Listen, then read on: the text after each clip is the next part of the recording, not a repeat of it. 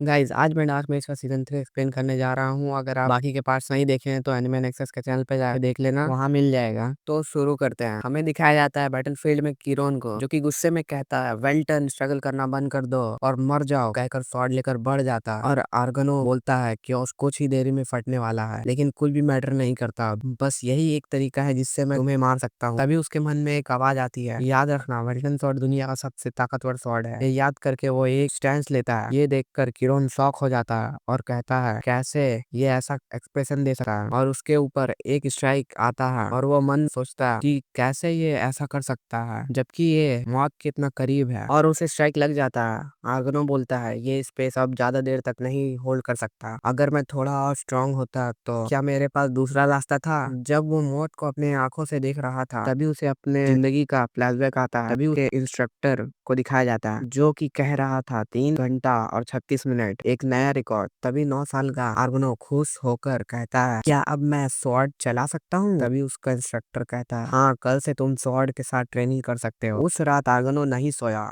और दूसरे दिन जब उसने स्वॉर्ड को पकड़ा उसे फील हुआ कि कुछ गूंज रहा है उसके दिल के अंदर। वो बारिश दिन और रात ट्रेनिंग करते रहा, वो अपना सब कुछ स्वॉर्ड को दिया, और जब वो स्वॉर्ड एक्सपर्ट के लेवल पे पहुंच गया तब वो पहली बार फील करता है कि स्वॉर्ड उसे कुछ दे रहा है। तभी उसके फादर सोचते हैं लगता है यही सही वक्त है। जब शेरविल आर्गनो को देखा तब उसे ऐसा महसूस हुआ कि उसे फैमिली के हेड का टाइटल उसे दे देना चाहिए। और फिर टाइम स्किप दिखाया जाता है। आर्गनो के फादर कहते हैं ये लो आर्गनो, ये स्वॉर्ड का नाम फ्रगराज है और ये स्वॉर्ड फैमिली के हेड को दिया जाता है। अब से तुम इस फैमिली के जिम्मेदारी संभालो, मैं तुम पे भरोसा करता हूँ। तभी हमें दूसरी तरफ दिखाया जाता है आर्गनो मार्को एडवाइस लेने गया होता है। तभी उसकी बेटी को दिखाया जाता है जो कि कहती है ये सम्मान की बात है वेल्टन फैमिली के हेड से मिलना। ये सुनकर आर्गनो शर्मा जाता है और हमें दूसरे सीन में दिखाया जाता है आर्गनो जब पहली बार कार में गिर गया, और फिर दूसरे सीन में वो उसे शादी कर लेता है। और कुछ साल बाद दिखाया जाता है जब जिमी बॉर्न होता है। आर्गनो कहता है देखो जिमी खुद से चल रहा है, और जब उसे दूसरी बच्ची होती है उसका संसार पूरा हो गया। और जब जिमी बड़ा हो रहा था और घर छोड़कर जा रहा होता है दुनिया घूमने, तब उन्हें बुरा लग रहा होता है। तभी आर्गनो कहता है फिक्र मत करो, मैं जिमी को प्रोटेक्ट करूंगा। तभी वापस से बैटलफील्ड की तरफ दिखाया जाता है। आर्गनो कहता है मुझे माफ कर देना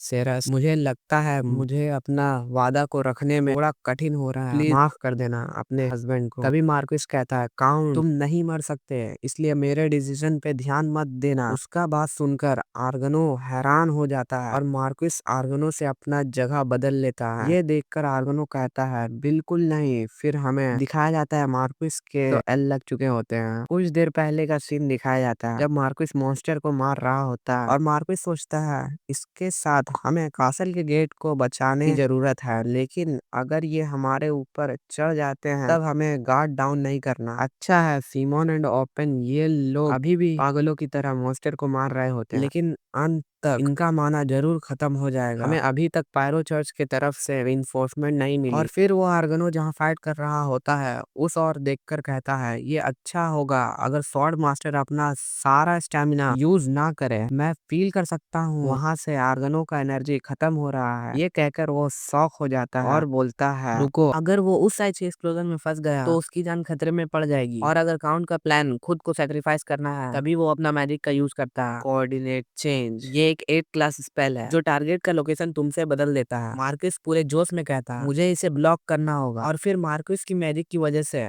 आर्गनो गेट के वॉल के ऊपर पहुंच जाता है और मार्कस एक स्माइल देता है। और फिर हमें वापस से प्रेजेंट की तरफ दिखाया जाता है। आर्गनो जोर से कहता है मार्कस प्लीज उठ जाओ, क्यों तुमने ऐसा किया। तभी बेरल वहां आता है और कहता है काउंट क्या हुआ, क्या था ये इतना बड़ा एक्सप्लोजन अभी। वो हैरान होकर कहता है मार्कस की बात सुनकर आर्गनो कहता है ये सब मेरी वजह से हुआ है, इस प्लान के साथ कि दोनों को मारना किरोन और मैं, पर मैंने उसे बंद कर दिया था केओस में, एक ऐसी जगह जहाँ स्पेस और टाइम कुछ नहीं था। लेकिन मार्कस मुझसे अपना लोकेशन बदल लेता है और वो उस एक्सप्लोजन में फट जाता है मेरी जगह। ये सुनकर बेरल कहता है कैसे ये ऐसा कर सकता है, क्या इसे बचाया जा सकता है। ये सुनकर आर्गनो कहता है मुझे नहीं पता, ये क्योटिक के पूरे अंदर था, एक बार बॉडी क्योटिक एनर्जी के संपर्क में आ जाती है तो इसे छोड़ना बहुत मुश्किल है। तभी बेरल कहता है लेकिन तुम अपने आप को सेक्रीफाइस क्यों कर रहे थे, क्यों तुमने ऐसा रास्ता चुना। ये सुनकर आर्गनो कहता है किरोन के पास टाइम में पीछे आने की पावर थी, मैं भी श्योर नहीं था, ये सब मेरी ब्लड लाइन की वजह से हुआ जो कि स्किल्ड है स्पेस और टाइम में। जब उसका पावर एक्टिवेट हुआ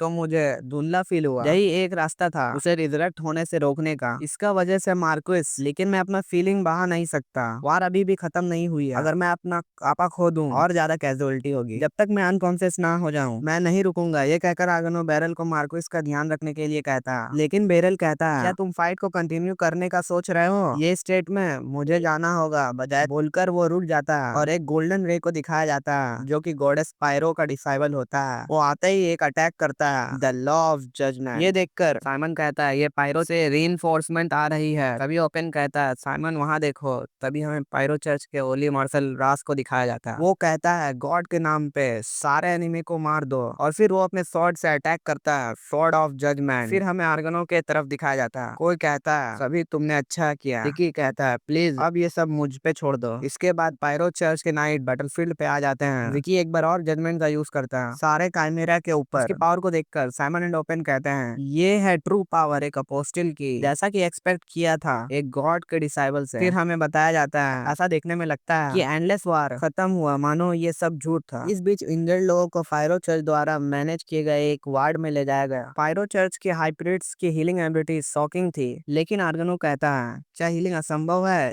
ये सुनकर हाई प्रीस्ट कहता है ये लिनमेल ठीक हो पाएगा या नहीं ये नहीं कह सकता। और फिर दूसरी तरफ बताया जाता है पायरो चर्च और नॉर्दर्न अलायंस ने इस वॉर से जेनिथ चर्च की पावर को एक बड़ा झटका दिया। हमें रास को दिखाया जाता है जो कि इधर उधर देख रहा होता है। तभी वो एक और देखता है और कहता है ओ ये है, उसे किरोन की होली स्वॉर्ड दुरानदार मिल गया था। लेकिन दूसरी तरफ दिखाया जाता है जो लोग वार में अपने जान को खो दिए होते हैं, जो प्राइज उन्हें देना पड़ा वो बहुत बड़ा था। और फिर नॉर्दर्न कॉन्टिनेंट ओल्बिया बाहर दिखाया जाता है बेरल और रिकी को जो कि बात कर रहे होते हैं। बेरल कहता है हम इसे नहीं मारेंगे। ये सुनकर रिकी कहता है तुम चिंता मत करो इसके बारे में सर बेरल। और कहता है किरोन ऑलरेडी अपना सारा पावर खो चुका है। 6 साल पहले मुझे भी जेनिथ चर्च ने किडनैप कर लिया था। लकली मैं बच गया एक कैमरा बनने से, लेकिन मैं उनके सभी गंदे काम को देखा हूँ। मैं कभी सोच भी नहीं सकता वो लोग अभी भी उस डरावने एक्सपेरिमेंट को करते हैं। मैं कभी इसे इतना आसानी से मरने नहीं दूंगा। ये एक ऐसा सजा देखेगा जो कि मौत से भी बदतर होगी। बेरल सोचता मौत से भी बदतर? किसी तरह जिमी की परछाई इसकी परछाई से सेम लगती है। फिर रिकी कहता